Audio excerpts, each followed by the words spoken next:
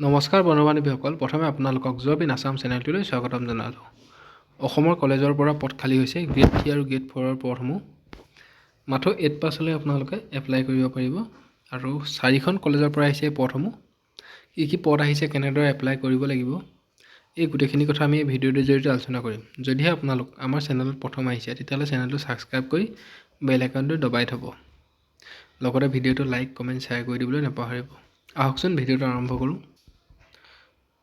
প্ৰথমখন কলেজ হৈছে Guwahati commerce college recruitment 2023। ইয়াত টোটেল পদ আছে 6টা, গ্ৰেড 3 আৰু গ্ৰেড 4ৰ পদ।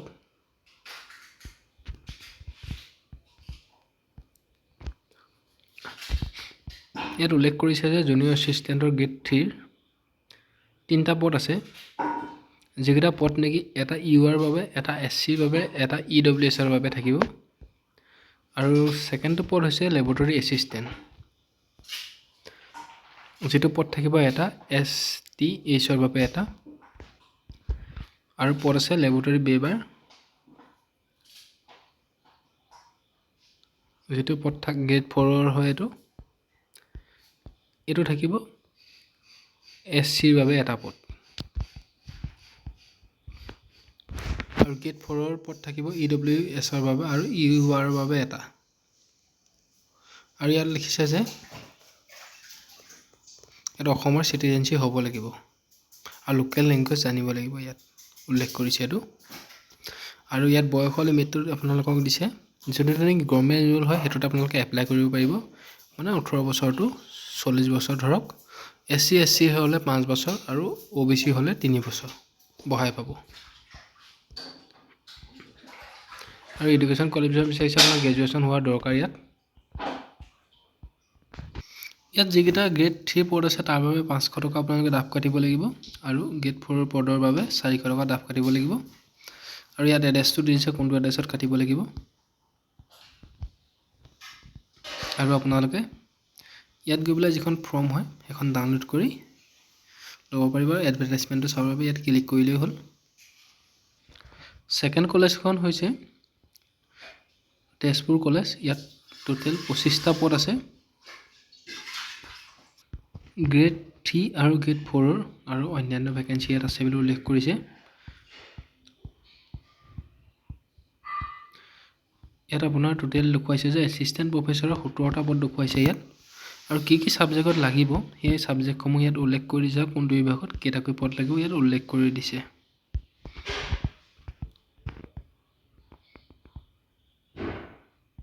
আৰু ইয়াত লেবৰেটৰী এছিষ্টেণ্ট, জুনিয়ৰ এছিষ্টেণ্টৰ বাবে আছে 2টা পদ।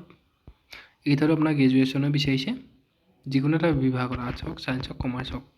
আৰু গ্ৰেড 4ৰ পদ আছে পিয়ন, লেবৰেটৰী হওক, ইয়াৰ পদ আছে 6টা।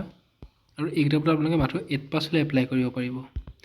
বয়সৰ সময়সীমাটো ইয়াত উল্লেখ কৰিছে 48 বছৰলৈকে আপোনালোকে এপ্লাই কৰিব পাৰিব। লগতে SC, ST, OBC আৰু MOBC, PWD কেণ্ডিডেটৰ বাবে যিটো গভৰ্ণমেণ্টৰ ৰুল আছে সেইটো অনুযায়ী এপ্লাই কৰিব পাৰিব। আৰু ইয়াত উল্লেখ কৰিছে যিটো এছিষ্টেণ্ট প্ৰফেচৰ পদৰ বাবে 1000 টকা ডাফ কাটিব লাগিব। আৰু যিটো আপোনাৰ গ্ৰেড 3 পদ আছে তাৰ বাবে 500 টকাকৈ ডাফ কাটিব লাগিব। ইয়াত এইটো কথা উল্লেখ কৰি দিছে। আৰু ইয়াত আপোনাৰ এইটো এড্ৰেছত আপোনালোকে পঠিয়াব লাগিব, এই এড্ৰেছটোত পঠিয়াব লাগিব। আৰু ইয়াত আপোনালোকে এপ্লিকেশ্যনখন ইয়াৰ পৰা ডাউনলোড কৰি দিলে হৈ গ'ল, আপোনালোকে ইয়াতে পাব। 3 নম্বৰখন কলেজ হৈছে বিশ্বনাথ চাৰিআলি কলেজ। ইয়াত 7টা পদ খালী হৈছে টোটেল। আৰু ইয়াত উল্লেখ কৰিছে যে এছিষ্টেণ্ট প্ৰফেচৰৰ 5টা পদ। ইয়াত উল্লেখ কৰিছে যে কেমেষ্ট্ৰি কি ছাবজেক্টত লাগে, ছাবজেক্টখিনি ইয়াত ভালদৰে উল্লেখ কৰি দিছে, ইয়াতে চাই ল'ব পাৰিব আপোনালোকে। আৰু ইয়াত দিছে যে জুনিয়ৰ এছিষ্টেণ্টৰ পদ খালী হৈছে, যিটো নেকি এটা পদ খালী হৈছে আৰু আনৰিজাৰ্ভ আৰু বাবে এইটো সংৰক্ষিত থাকিব। আৰু এইটো পদৰ বাবে আপোনালোকে যিকোনো এটা বিভাগত গ্ৰেজুৱেশ্যন কৰা হ'ব লাগিব। আৰু এটা পদ খালী আছে লেবৰেটৰী বেবাৰৰ বাবে। এইটো পদত আপোনালোকে এটা পদ থাকিব, OBC, MOBC সকলোৰে বাবে ৰিজাৰ্ভ থাকিব। ইয়াত উল্লেখ কৰিছে আৰু এইটো পদৰ বাবে মাত্ৰ আপোনালোকে 8 পাছ হ'লে এপ্লাই কৰিব পাৰিব। বয়সৰ সময়সীমাটো উল্লেখ কৰিছে, যিটো গভৰ্ণমেণ্টৰ ৰুল হয় সেইটো ৰুলতে আপোনালোকে এপ্লাই কৰিব লাগিব, মানে যিটো আপোনালোকে পায় 18 বছৰ পৰা 40 বছৰ, OBC হ'লে 34 বছৰ 43 বছৰ আৰু SC ST হ'লে 45 বছৰলৈকে এপ্লাই কৰিব পাৰিব।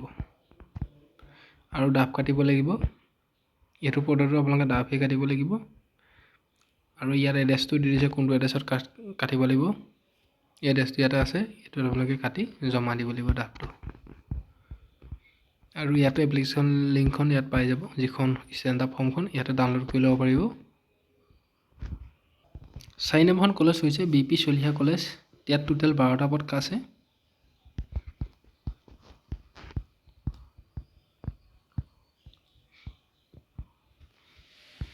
ইয়াৰে এছিষ্টেণ্ট প্ৰফেচাৰ আছে 5টা পদ আৰু ছাবজেক্টসমূহ উল্লেখ কৰিছে, কোন কোন ছাবজেক্টত কি পদ আছে সেইখিনি চাই ল'ব পাৰিব আপোনালোকে। বয়সটো দিছে 28 বছৰলৈকে এপ্লাই কৰিব পাৰিব আৰু গ্ৰেড 4ৰ পদ আছে 4টা। PWD বাবে এটা, OBC MOBCৰ বাবে এটা, UR বাবে এটা আৰু ST Hৰ বাবে এটা পদ থাকিব ইয়াত। লাইব্ৰেৰী বিভাগৰ বাবে থাকিব এটা পদ, লেবৰেটৰী বিভাগৰ বাবে থাকিব 2টা পদ। আৰু বয়সৰ সময়টো ইয়াত উল্লেখ কৰিছে 40 বছৰলৈকে এইটোত এপ্লাই কৰিব পাৰিব আপোনালোকে। SC SC হ'লে 45 বছৰ আৰু OBC হ'লে 34 বছৰলৈকে এপ্লাই কৰিব পাৰিব। এইকেইটাত মাথো 8 পাছ হ'লে আপোনালোকে এপ্লাই কৰিব পাৰিব।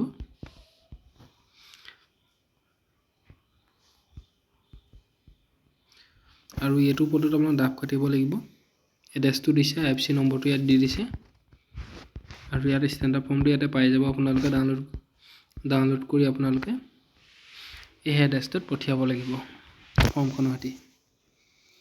আজিলৈ ভিডিঅ'টো ইমানেই আছিল। ভিডিঅ'টোত যদি কিবা ভুল হৈছে আপোনালোকে এইটো কমেণ্টত লিখি দিব, লগতে গোটেইখিনি আমি বস্তু ডেছক্ৰিপশ্যনত দি দিম, তাতে গৈ আপোনালোকে ভালদৰে চাই ল'ব পাৰিব। ধন্যবাদ।